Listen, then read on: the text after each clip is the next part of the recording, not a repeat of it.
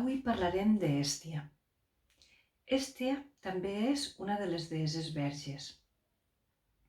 És filla de Rea i de Cronos. És la tieta soltera de la segona generació dels déus de l'Olimpo. L'arquetipo d'Hèstia és un arquetipo molt interessant. És la dona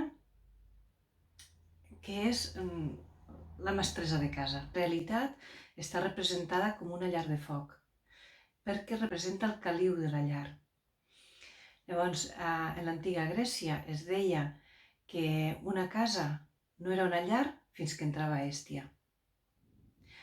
Llavors, pensem en Hèstia com aquesta persona que viu sola i que li agrada molt estar a casa seva, és el seu temple.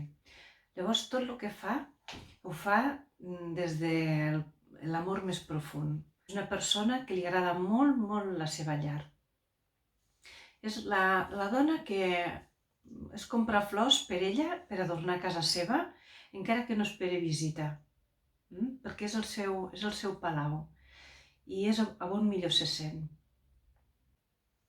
Hèstia dedica tota la seva energia en allò que està fent, tant si està llegint un llibre, com si està cosint, com si està fent magdalenes o està endreçant un armari. De la mateixa manera, cuida de la seva persona. És molt, molt meticulosa, però no perquè sigui exigent, sinó perquè està 100% concentrada en allò que està fent. És una deessa d'introspecció. Llavors, tot ho fa des de la plenitud d'estar bé en ella mateixa.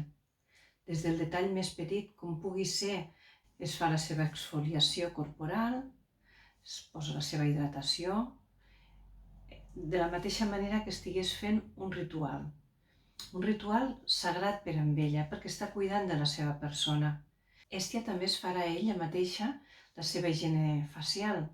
Tindrà a casa els esfoliants, les mascaretes, els olis essencials, la crema.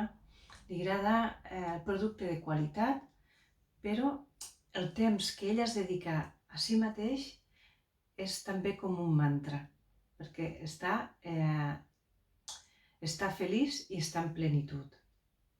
El perfum que li agrada a Hèstia és un perfum que fa olor a net, que et recorda el perfum de la roba neta, l'olor de getsamí, de cotó, de poma verda. És una olor que la relaciones directament en una persona Hèstia. Estem en un moment d'arquetip Hèstia quan de sobte ens ve de gust cuinar i normalment no ho fem. Doncs aquell dia que estem i estem gaudint de fer i fem diferents plats i fem varietat i ens fem un rostit o ens agrada dedicar a fer un coc, passant potser el dissabte a la tarda cuinant, doncs és un moment Hèstia. O quan te n'adones que estàs planxant i